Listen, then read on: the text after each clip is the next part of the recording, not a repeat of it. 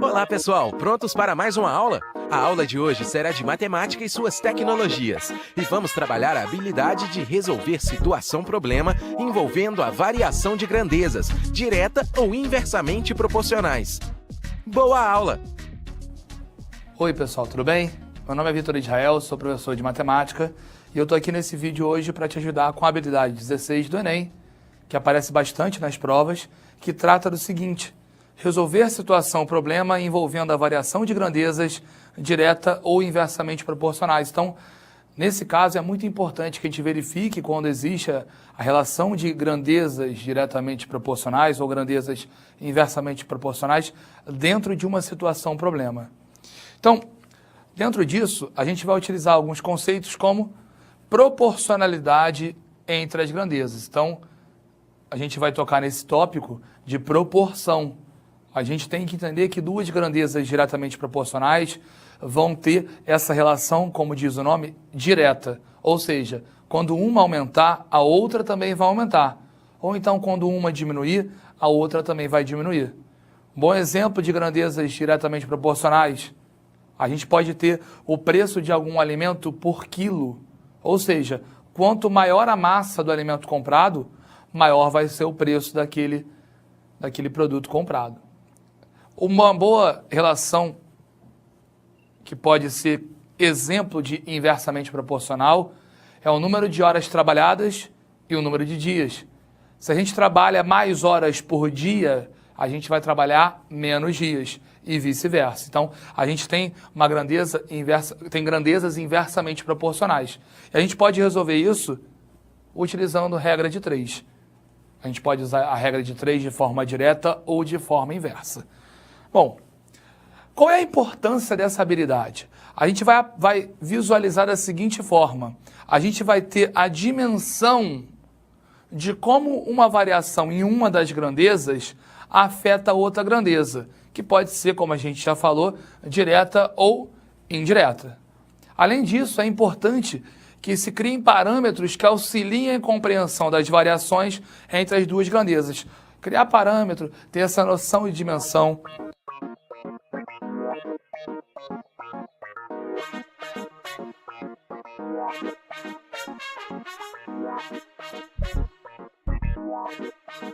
Vamos ver uma situação-problema? Bom, é cada vez mais comum ver pessoas fazendo mudanças nos carros, que eles falam como tunar o carro. Uma das trocas é a mudança da roda aro 13 polegadas por rodas aro 15 polegadas. Vamos entender o que significa uma roda aro 13. Essa medida corresponde ao diâmetro da roda. O que é o diâmetro? O diâmetro é uma das cordas de uma circunferência. Mas para isso a gente tem que entender antes o que é uma corda de uma circunferência. Como se obtém uma corda de circunferência? A gente vai traçar uma circunferência qualquer e vai ligar dois pontos com um segmento de reta.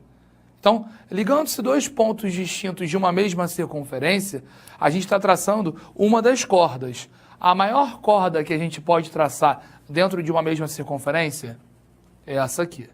É o diâmetro. O diâmetro vai ser de um ponto ao outro passando pelo centro da circunferência. Ou seja, o diâmetro é o dobro do raio de uma circunferência. Lembra do raio? O raio é a distância do centro da circunferência até um ponto da circunferência. Então, a questão está te explicando o que significa uma roda de aro 13. Você não tem obrigação de chegar na prova e saber que uma roda de aro 13 tem essa característica. Então, é isso que a gente vai levar. Roda de aro 13 é porque ela tem um diâmetro de 13, no caso, polegadas, que é a nossa unidade. Vamos continuar lendo.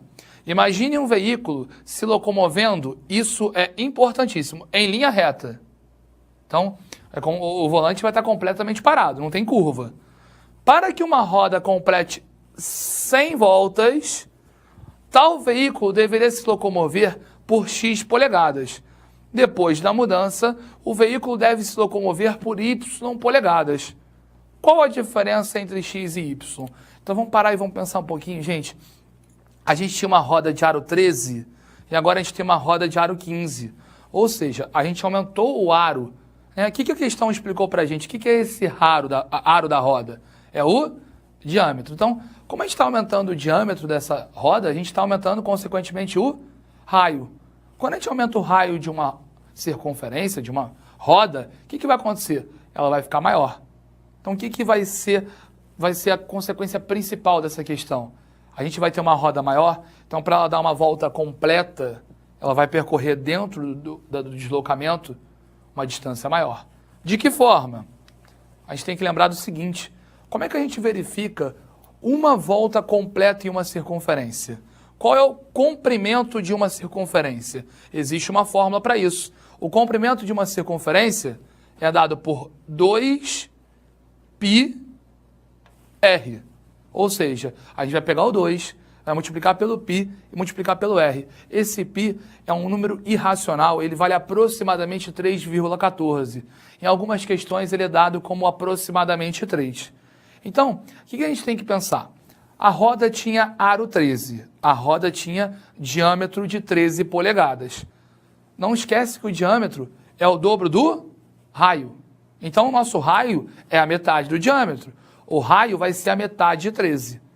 Metade de 13, 13 dividido por 2, 6,5. Então, para dar uma volta, a roda, na primeira situação, ela tem que completar qual o deslocamento? 2 vezes π vezes o raio, que vai ser quanto? 6,5. Ah, mas então a gente tem que multiplicar por 100, por quê? Essa multiplicação por 100 aqui é porque a questão pediu um deslocamento de 100 voltas. Então, o que a gente está fazendo aqui? A gente está multiplicando 2πr, que é uma volta completa, por 100. Assim, gente, a gente vai chegar ao deslocamento de 1.300 polegadas. Então, é como se o carro descrevesse no chão uma linha de 1.300 pi polegadas. Essa é a primeira situação. Como é que fica a segunda situação? Muito parecido. O que vai mudar? O raio. Bom, aro 15, se o aro é 15, o raio vai ser metade de 15, vai ser 7,5, né? Então, mesma coisa. 2 vezes π vezes 7,5, que vai ser nosso raio. Agora, não esquecer que a gente também tem que multiplicar por 100. Ainda são 100 voltas. A gente fazendo essa multiplicação, a gente vai chegar a esse valor aqui, ó, 1.500 pi polegadas. É como se lá no chão aparecesse uma linha de 1.500 pi polegadas. Repara, como a gente já tinha previsto, que daqui para cá teve um aumento, né? Esse aumento por conta de a gente ter grandezas diretamente proporcionais. Agora, a gente vai ter uma diferença. Como é que a gente calcula a diferença? Calculando a subtração. Essa diferença vai ser 1.500 π, que foi a situação de maior deslocamento, menos 1.300 π, que foi a situação de menor deslocamento. Nessa relação aqui, a gente vai ter 200 π polegadas. Então, se a questão pedisse para a gente aproximar esse valor, a gente poderia pegar esse π aqui, ó, e substituir por aquele valor aproximado que eu falei. Normalmente, quando a questão não só pede para aproximar, a gente substitui esse π aqui por 3,14. Tá? Em algumas questões ele vai usar dado π igual a 3. Na maioria ele só vai pedir para aproximar, a gente usa 3,14. Então, no nosso caso, 200 π, a gente vai se lembrar que 200 π é 200 multiplicado por π. A gente vai ter 200 multiplicado por 3,14. Agora, imagina se a gente quisesse passar essa medida aí para outra unidade. A gente está trabalhando aqui, ó, com a unidade polegadas. Normalmente não é usual pedir para passar de polegada para outra unidade, né? Normalmente até a questão te daria como dado que 1 polegada é igual a 2,54 centímetros. Então a gente poderia até fazer uma regra de 3 para isso. A gente pode colocar lá, 1 polegada está para 2,54 centímetros, assim como 628 polegadas estão para x. Ou então, mais simples, né? Basta a gente pegar esse valor 628 aqui e multiplicar direto por 2,54. Já que cada polegada tem 2,54 centímetros, basta a gente pegar esse valor que está em polegadas e passar para centímetros. Quando você fizer isso, você vai reparar, vou colocar aqui, um total de 1.595,12 centímetros. Bom, a gente pode também pensar em pegar isso aí e passar para metro, né? É só a gente parar e pensar. Pô, 1 metro tem quantos centímetros? 100. Então, para passar de metro para centímetro, a gente multiplica por 100. Para passar de centímetro para metro, a gente faz o contrário, a gente divide por 100.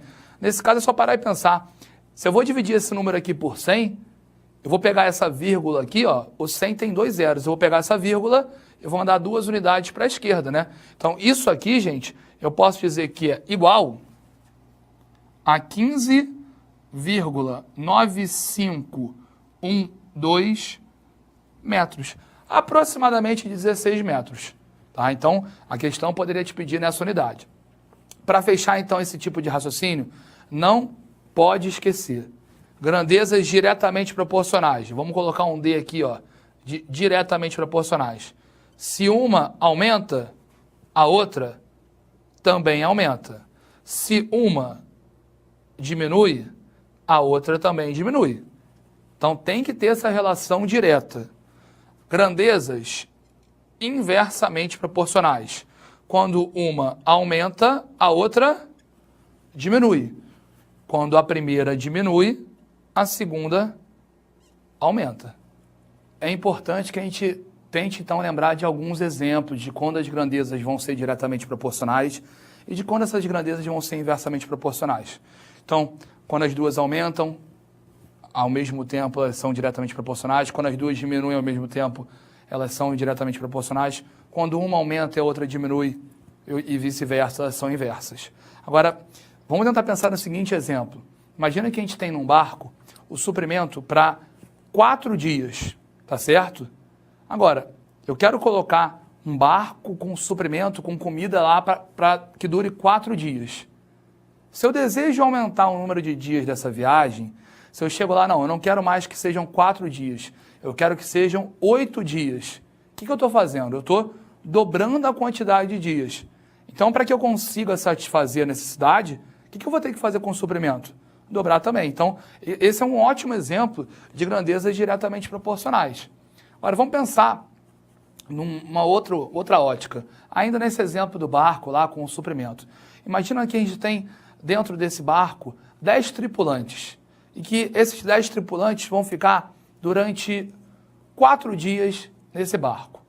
Tá? Agora, se a gente resolve colocar 20 tripulantes, o que a gente está fazendo? A gente está colocando o dobro de tripulantes. Esse suprimento, se a gente mantiver a mesma quantidade, eles vão durar o mesmo período de tempo? Não, né? Então, como é que a gente pode pensar? Se a gente coloca mais tripulantes, o nosso suprimento vai durar mais dias ou menos dias? Menos dias. Esse é um bom exemplo de grandezas inversamente proporcionais. A gente pode até pensar assim, eu tinha 10 tripulantes e a comida durava 4 dias. Se eu colocar 20 tripulantes, eu estou colocando o dobro de tripulantes. Essa comida que eu tinha para 4 dias vai durar o dobro de dias? Não. O raciocínio tem que ser o inverso. Então, a gente vai pensar no inverso de ser o dobro. O inverso do dobro é ser a metade. Então, essa comida que durava 4 dias para 10 tripulantes, se a gente colocar para 20 tripulantes, essa comida vai durar só metade do tempo. Então, dessa forma, essa comida só duraria por 2 dias.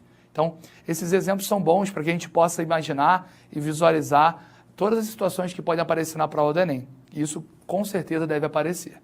Gente, então, eu espero que vocês tenham entendido, compreendido tudo da melhor forma possível. Obrigado pela atenção. Até a próxima. Tchau, tchau. Para desenvolver melhor essa habilidade, consulte a ficha de estudo número 46. Bom estudo e até a próxima aula!